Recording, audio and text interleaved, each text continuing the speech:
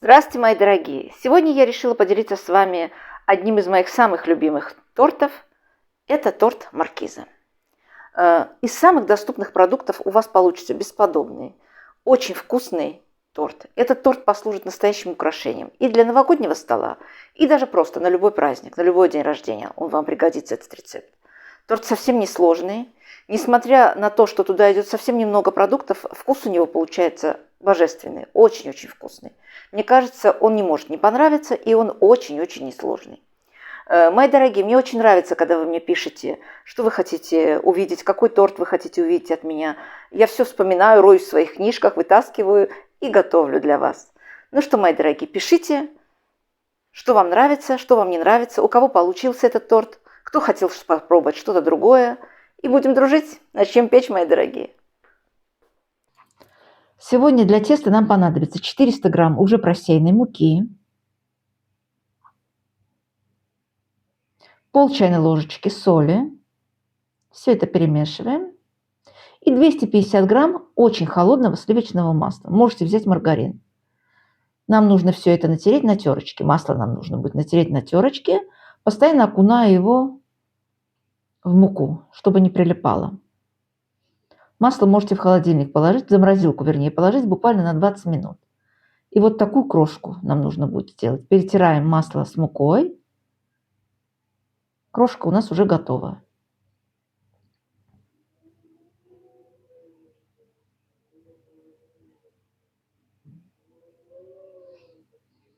В тесто идут 4 яйца. Яйца нам нужно будет разделить белок на желток. Аккуратненько отделяем, чтобы в белок не попала абсолютно даже капелька желтка.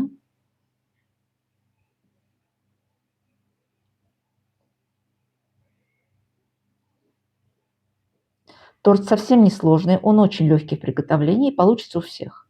Добавляем сюда 200 грамм сметаны. Нежирной сметаны, можно добавить йогурт 10%. И все это нам нужно будет перемешать.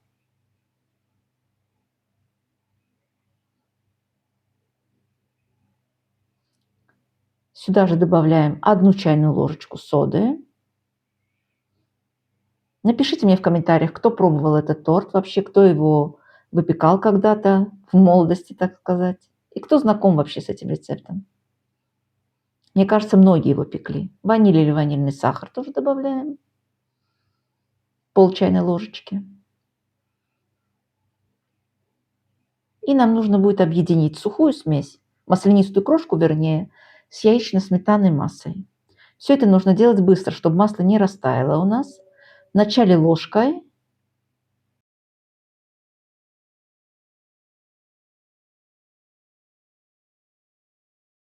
а потом быстренько руками собираем уже.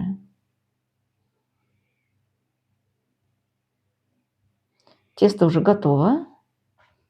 Чуть-чуть оно еще липнет к рукам, совсем чуть-чуть, но полежит в холодильнике буквально 10-15 минут, и все будет очень-очень хорошо. Делаем шарики.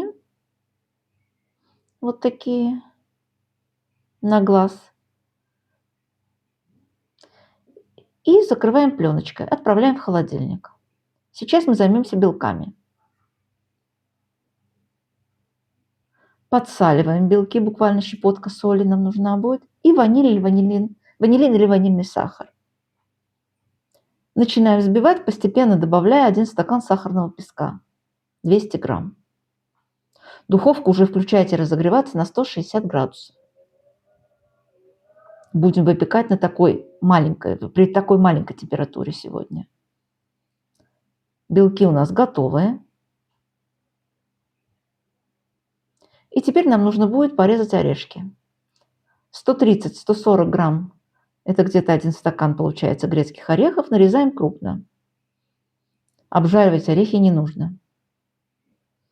Орехи готовы. Берем пергаментный лист бумаги, берем любую форму или тарелку большую и обрисовываем ее. У меня форма 26 сантиметров. Переворачиваем. И теперь нам нужно будет 1 шарик раскатать по этому кругу. Нам нужно будет проделать то же самое со всеми 3 коржами. Шарик уже первый у нас готов. И сейчас нам нужно будет взять от белков приблизительно 1/3 и распределить аккуратно по тесту.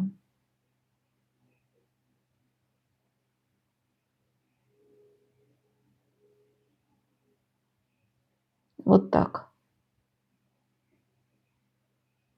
Посыпаем сверху орешками, приблизительно, опять-таки, 1/3. И отправляем выпекаться на 160 градусов. Вот так у нас выпекся уже корж. Корж печется ровно 15 минут. То же самое проделываем и со всеми остальными коржами, с 2 остальными шариками. Посыпаем тесто орешками, белки орешками и отправляем в духовку. Для крема нам нужно будет взять 250 грамм сливочного масла и 1 банка сгущенки нам нужна будет, 400 грамм. Ванилин и начинаем взбивать.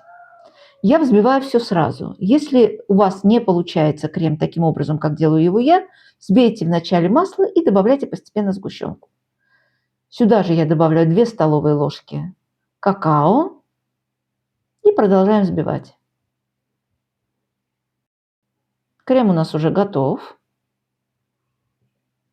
Нам нужно будет остудить коржи, поэтому отправляем на решетку. Каждый корж очень осторожненько, они очень-очень хрупкие. Коржи у нас уже остыли, и начинаем собирать торт. Опять-таки приблизительно 1/3 крема отправляем на первый корж. И аккуратненько промазываем. Я сегодня ложкой это делаю, даже не спатулой и не лопаточкой, потому что коржи очень-очень нежные.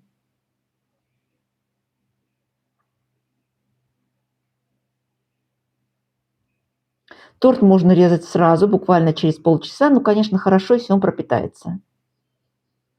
Хотя бы 2-3 часа.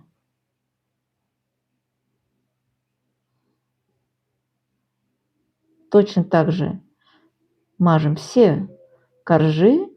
И сверху нам нужно будет сделать немножко шоколадом его полить, глазурь.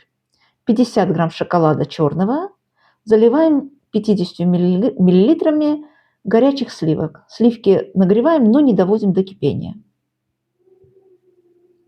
И вот делаем такой художественный беспорядок у нас получается.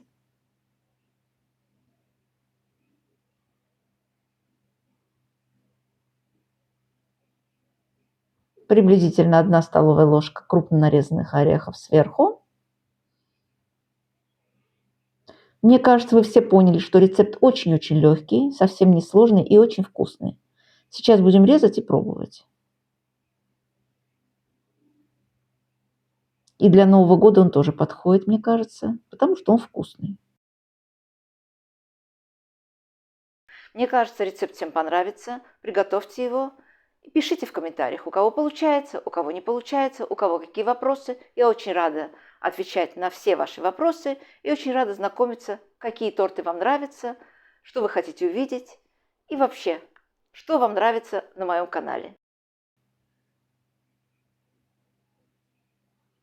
Ну что, мои дорогие, заваривайте чай, зовите гостей и пробуйте торт. Всем приятного чаепития, с наступающими праздниками. Пока-пока, всех люблю.